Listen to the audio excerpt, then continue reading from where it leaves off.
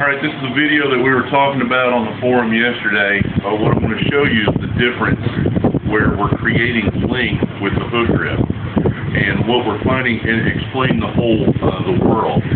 Now, with the over and under grip, what lifters will find, now look at where this is hitting me. A lot of us that aren't gifted lifters generally are short armed. We're really good squatters and really good benchers. But the lack of length, it inhibits our form and pulling power.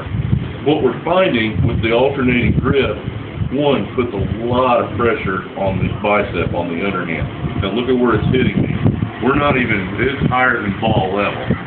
And so what happens is as time goes by, you'll find that the lifter locks out this bicep, the tendon gets tight, and you develop what we call a whirl. That's what I was talking about yesterday, and it'll push forward.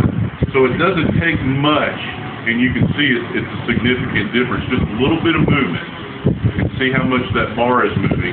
Not only is the tension, but you know that your back no longer is pulling evenly or being developed evenly. Now, again, here I am, full lockout. All right? Now, let's go to the hook grip. Now, again, a short-armed guy, and look at the length that I've created. Now we're below ball level. And I'm old, so it's lower than you guys. So, but the other thing, here's the big deal, is not only are we creating length here at lockout, so we're not pulling the bar as far, if I'm longer here, but I'm also longer here at the start.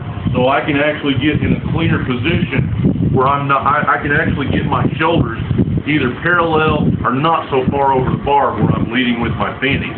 Pull yourself into shape and look at the difference in length. And that's what I'm talking about, creating length. Now let me show you one thing with the hook grip. You take tape, I don't have it with me, cut it in half lengthwise. Tape this part of the thumb and then over the thumbnail. Don't cover the knuckle because it'll make it hard to bend. It'll want to stay straight.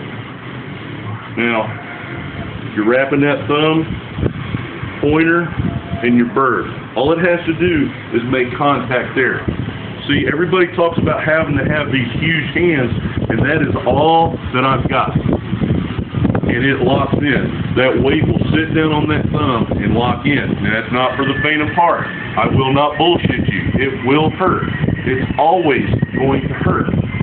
But if you're like me, you're not a gifted deadlifter, and anatomically you're going to be challenged, because if you're like me also, a big guy, especially when I weighed 365, this was in the way, and I wore gear. And that's where the setup comes that we'll talk about another time, of stepping away from the bar, putting tension in the bar, and pulling it in. So try the hook grip, and even if you're training with straps, use the same idea. We're creating length, and when you're doing your rep work or doing assistance pulls, think I'm developing pulling power, creating length, and it's going to be easier on those bicep tendons, and it's also going to be, you're not going to develop the whirl. So good luck with that.